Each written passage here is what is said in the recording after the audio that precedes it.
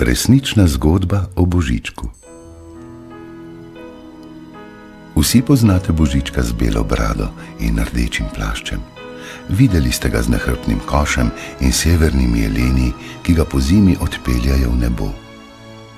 Seveda veste, da na božično noč prinaša darila. Vsak otrok pozna Božička. Ne veste pa nič o njegovem življenju, ne poznate njegove zgodbe. Jaz pa jo poznam. Vem, da je bil, preden je postal Božiček, navaden človek kot vsi drugi. No, skoraj kot vsi drugi. Povedal vam bom njegovo resnično zgodbo. Bilo je nekoč davno, davno. Tako daleč nazaj, da niti ne vemo več kdaj. Bilo je v neki vasici v Jurskih gorah, neke mrzle zime. V tej vasici, ki se je imenovala Mojrans, so ljudje živeli na obronkih gostih gozdov. Obdelovali so zemljo, kot vsi ljudje v tistih časih. Imeli pa so skrivnost. Obdelovali so les. Bili so pravi mojstri v izdelavi raznovrstnih predmetov. Izdelovali so skrinjice, žlice, ročaje za orodja in celo pipe za sode. Bilo je na božično noč in nevihte ni hotelo biti konec. Daleč stran od vasice je, skrita v gozdu, stara hišica. V njej je čisto sam živel neki starček. Nihče ga nikoli ni obiskal, ker je bil malo samosvoj. Vedno je bil oblečen v rdeče in tudi on si je krajšal čas z izdelovanjem lesenih predmetov. To so bili najrazličnejši predmeti, tudi taki, ki niso služili ničemur. Nekateri so bili okrogli kot sonce, drugi podolgovati, pa ravni in veliki. Hiša je bila polna predmetov in ker jih je barval z najrazličnejšimi barvami, je bilo videti, kot da bi bila pri njem ves čas na obisku mavrica. Nenehno je delal in sedel za nenavadnim strojem, s katerim je izdeloval vse te čudne predmete. Imenoval ga je stružnica.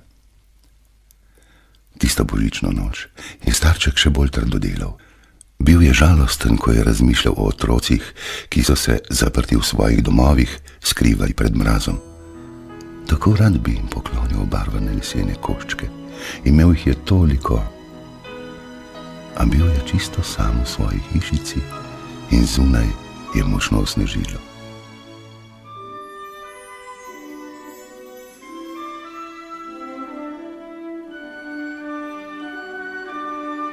Nenadoma je nekaj zaslišal. Rahel šum, kot da bi nekdo praskal po vratih. Sprva se ni premaknil, zunaj je bilo temno in mislil je, da je le veter, ki se igra z drevesi. Hrup pa ni ponehal, zato je naposled vstal in šel pogledat, kaj se dogaja. Pogledal je skozi okno in tam presenečenje. Zagledal je žensko, oblečeno v cape. Zraven nje so stali trije fantki, stisnjeni eden ob drugega. Bili so popolnoma prekriti snegom. Starček je bil dober in se ni obotavljal. Tako je odprl vrata in jih povabil naprej. Bili so popolnoma izčrpani. Nato jih je odpeljal pred kamin in zakuril velik ogenj. Pred toplimi plameni so otroci spet dobili barvo. Brez besed je šel po odeje in posušil njihova oblačila. V velikem loncu je pripravil juho in v hiši je prijetno zadišalo po zelenjavi. Ko so se vsi posušili in spočili, so sedli za mizo. Otroci so nasmejani hlastno pojedli vse, kar je bilo na krožniku. Šele nato je starček spregovoril. Ubogi ljudje, le kaj počnete zunaj na božično noč v takem vremenu? Izgubili smo se in hodili ves dan. Ko se je stemnilo, smo prispeli v vas in iskali zavetišče. Toda kamorkoli smo potrkali, nihče nam ni odgovoril. Starček je pogladil svojo belo brado. Morate jim oprostiti, malo kdo se ustavi tukaj. Verjetno so se prestrašili, ko so vas zagledali sredi noči. Pogledal je otroke in se nasmehnil. Lepi otročički so in tako lep nasmeh imajo. Vedno sem si želel imeti otroke. Prijel jih je za roke in jim pokazal raznobarvne lesene predmete. Otrokom se je takoj mudilo igrati. Njihov smeh je napolnil hišo. Starček se je vrnil za mizo. Ženska je bila oblečena v staro raztrgano obleko, veliki kosi krp so pokrivali njeno telo in ji zakrivali obraz. Zdelo se je, da njene velike črne oči gledajo mimo njega. Videti je bila uboga in utrujena. Povedala mu je, da se bodo naslednji dan odpravili zelo zgodaj, ker imajo pred seboj še dolgo pot. Starček je vztrajal, naj ostanejo še nekaj dni, dokler sneg ne poneha. Ženska se je nasmehnila, a je povabilo zavrnila. Otroci so se dolgo igrali z lesenimi igračkami, dokler se jih ni polotil spanec in so popadali od utrujenosti. Treba jih je bilo odnesti na veliko posteljo, kjer so prijetno sanjali do zgodnjega jutra.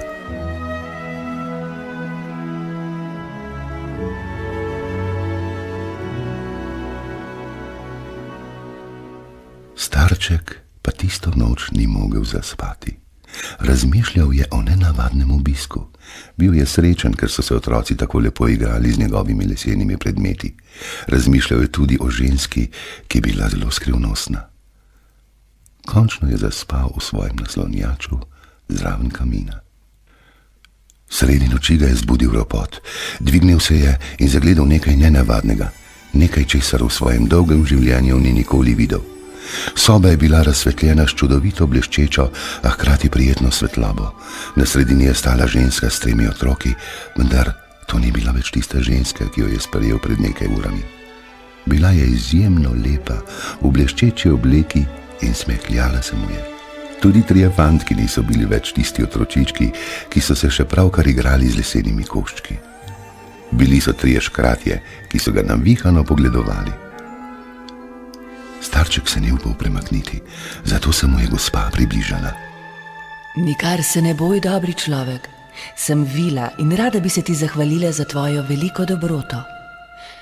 Poznam skrivnost tvojega srca in dala ti bom moč, s katero boš lahko osrečil vse otroke sveta. Tvoji leseni predmeti, ki ne služijo ničemur, bodo postali igrače in vsak dan si boš izmislil nove in nove. Obkrožen boš s škrati, ki ti bodo zvesto služili. Na vsako božično noč boš poletel v nebo na velikih saneh in vse igrače razdelil pridnim otrokom. Tvoje ime bodo hvalili skozi stoletja in klicali te bodo Božiček. Starček ni vedel, kaj naj naredi. Bil je začuden, hotel je spregovoriti, a mu besede niso šle iz ust. Ostal je tiho. Vila se je še vedno smehljala. Podarjam ti moč. Od tega trenutka naprej boš lahko potoval. Zapusti svojo hišo, hitro se odpravi in poišči goro Uho. Ko jo boš našel, se ustavi, kajti tam boš živel. In ni je bilo več. Starček je ostal sam s 3 škrati. Mislil je, da sanja. Vse se je zgodilo tako hitro. Njegovo življenje je bilo vedno enako. Že desetletja nikoli ni zapustil svoje vasice. Nenadoma pa se je v eni noči čisto vse spremenilo. Škratje so postajali nestrpni. Malce nemiren se odločil, da zapusti hišo. Pogasil je ogenj, zaprl vrata in še zadnjič obrnil ključ v ključavnici. Pred kolibo so ga čakale čudovite rdeče sani, ki jih je vleklo 8 jelenov. Brez obotavljanja se je skupaj škrati usedel na sani in nemudoma so poletele v noč, ki se je v trenutku razsvetlila. Božiček je dolgo potoval po svetu. Ne da bi se utrudil, je potoval po deželah in iskal goro, o kateri mu je govorila Vila, a je kljub vsemu trudu ni mogel najti. Dnevi in celo meseci so minevali, on pa še vedno ni izdelal novih igrač. Prehodil je neskončne puščave, ki so bile bolj vroče od peči, preplezal je gore, ki so se dotikale neba, videl je oceane brez konca, živopisane otoke, pragozdove. Našel je čisto črne ljudi, ki so živeli skoraj goli, in ljudi s poševnimi očmi. Videl je otroke, ki so bili beli kakor sneg z njegovih jurskih gora, in take, ki so imeli porjavelo kožo od sonca. Videl je toliko različnih stvari, da je imel utrujene oči. Ni pa našel gore uho. Potem se je odločil, da odpotuje še dlje od tega, kar je že odkril.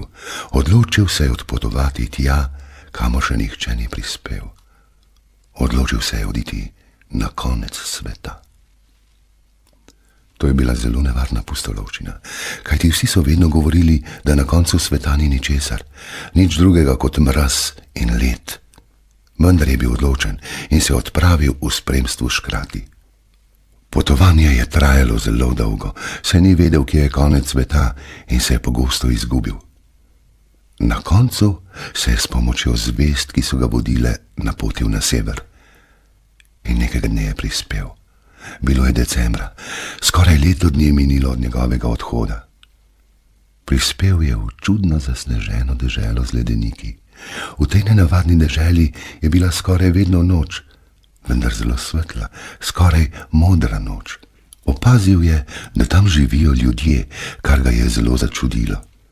Še bolj pa je bil presenečen, ko so ga ti ljudje sprejeli z izrednim veseljem, kot da bi ga že dolgo čakali. Povedali so mu, da je stara legenda napovedovala prihod Božička na Laponsko, v polarni krog. Bil je na koncu sveta, v tišini velikih ledenih površin. Takoj se je počutil kot doma. Njegovega potovanja pa še ni bilo konec. Še vedno je iskal in kmalu tudi našel goro uho, ki pa je bila bolj podobna nekakšnemu hribu. Od vsega je bila odmaknjena, stala je osamljena sredi puščav in imela je obliko ušesa. V laponskem jeziku so jo imenovali Korvatunturi. Božiček je vstal s sani in kmalu se je prikazala množica škratov, ki so hiteli starčku na pomoč. Razkazali so mu njegovo novo bivališče, kajti v gori uho je bilo izdolbljenih nešteto galerij in sob. Škratje so tam živeli od nekdaj in čakali na dan, ko bo prišel. Božiček se je nastanil in brž odkril, da je ta gora čarobna. V vsakem trenutku je lahko slišal želje vseh otrok sveta, kot da bi mu šepetali v uho. Zato se je gora imenovala Uho. Takoj se je odpravil na delo. Tisto leto so škratje delali s tako vnemo, da so v nekaj dneh izdelali igrače za nagrado pridnim otrokom vsega sveta. In Božiček je začel svoje prvo obdarovanje. Vsako leto, ki je sledilo, je izumil nove igrače.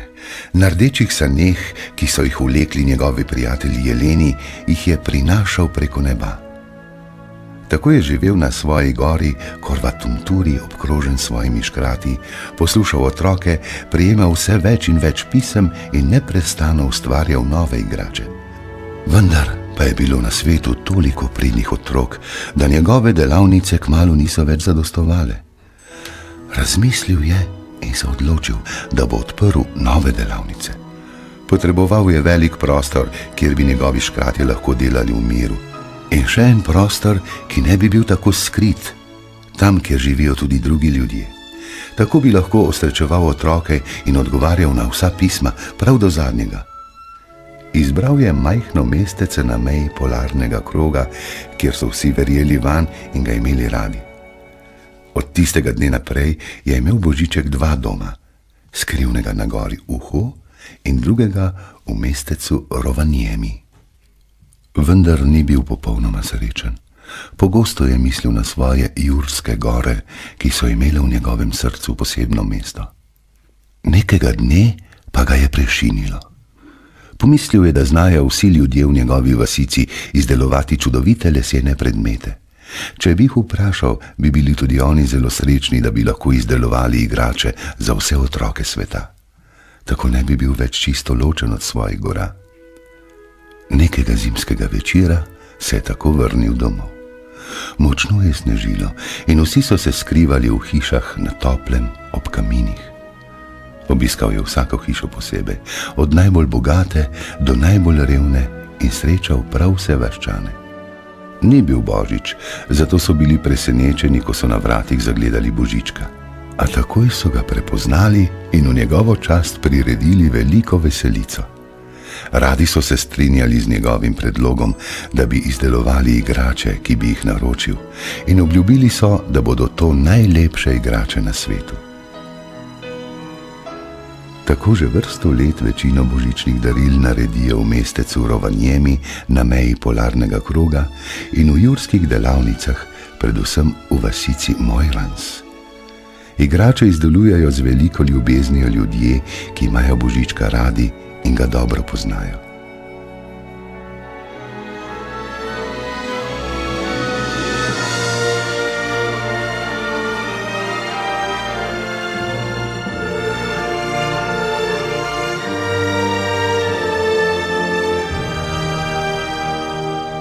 Vsako leto na božično noč pride s polno košaro daril z drugega konca sveta.